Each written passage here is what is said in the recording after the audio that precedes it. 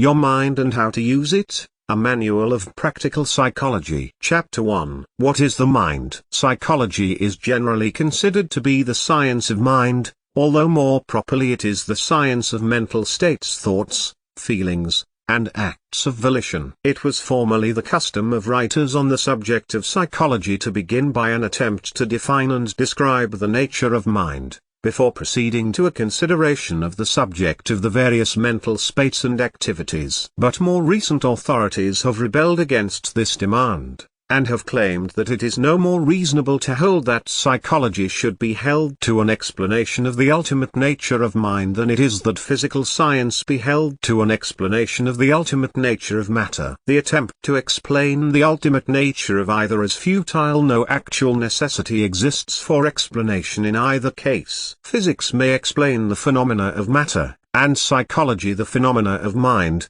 without regard to the ultimate nature of the substance of either. The science of physics has progressed steadily during the past century, notwithstanding the fact that the theories regarding the ultimate nature of matter have been revolutionized during that period. The facts of the phenomena of matter remain, notwithstanding the change of theory regarding the nature of matter itself. Science demands and holds fast to facts regarding theories as but working hypotheses at the best. Someone has said that theories are but the bubbles with which the grown-up children of science amuse themselves. Science holds several well-supported, though opposing, theories regarding the nature of electricity, but the facts of the phenomena of electricity, and the application thereof, are agreed upon by the disputing theorists. And so it is with psychology. The facts regarding mental states are agreed upon, and methods of developing mental powers are effectively employed, without regard to whether mind is a product of the brain,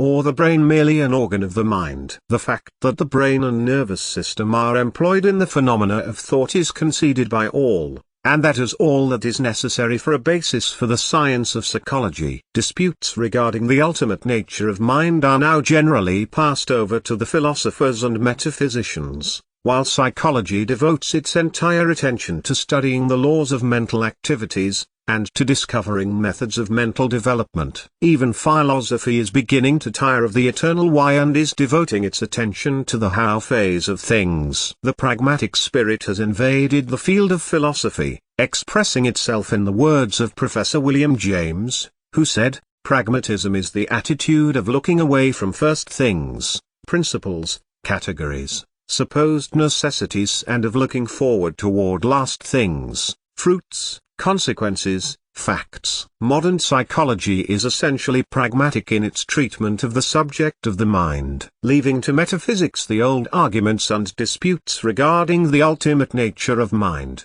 It bends all its energies upon discovering the laws of mental activities and states, and developing methods whereby the mind may be trained to perform better and more work, to conserve its energies, to concentrate its forces. To modern psychology, the mind is something to be used, not merely something about which to speculate and theorize. While the metaphysicians deplore this tendency, the practical people of the world rejoice. Mind is defined as the faculty or power whereby thinking creatures feel, think, and will. This definition is inadequate and circular in nature, but this is unavoidable, for mind can be defined only in its own terms and only by reference to its own processes. Mind, except in reference to its own activities, cannot be defined or conceived. It is known to itself only through its activities. Mind without mental states is a mere abstraction, a word without a corresponding mental image or concept. Sir William Hamilton expressed the matter as clearly as possible,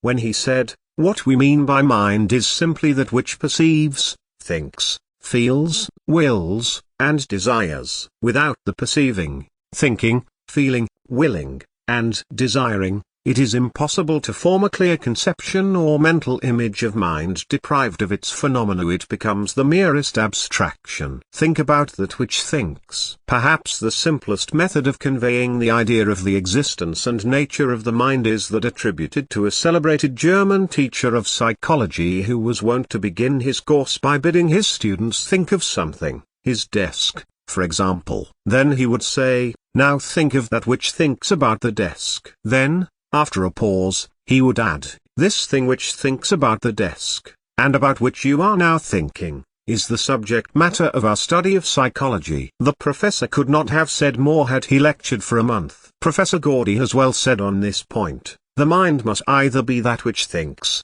feels, and wills, or it must be the thoughts, feelings, and acts of will of which we are conscious mental facts, in one word. But what can we know about that which thinks, feels, and wills, and what can we find out about it? Where is it? You will probably say, in the brain. But, if you are speaking literally, if you say that it is in the brain, as a pencil is in the pocket, then you must mean that it takes up room, that it occupies space, and that would make it very much like a material thing. In truth, the more carefully you consider it, the more plainly you will see what thinking men have known for a long time, that we do not know and cannot learn anything about the thing which thinks, and feels, and wills. It is beyond the range of human knowledge. The books which define psychology as the science of mind have not a word to say about that which thinks, and feels, and wills. They are entirely taken up with these thoughts and feelings and acts of the will, mental facts, in a word, trying to tell us what they are,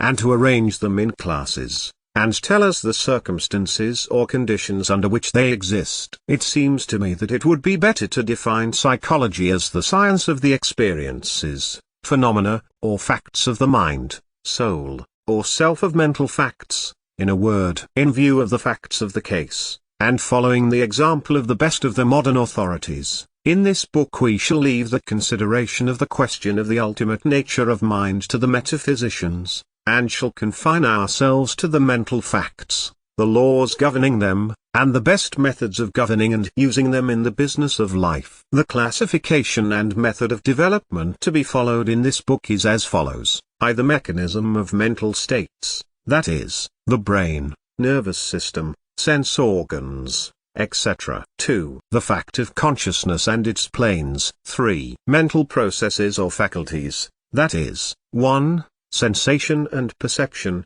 2. Representation, or imagination and memory, 3. Feeling or emotion, 4. Intellect, or reason and understanding, 5. Will or volition. Mental states depend upon the physical mechanism for manifestation, whatever may be the ultimate nature of mind. Mental states, whatever their special character, will be found to fit into one of the above 5 general classes of mental activities.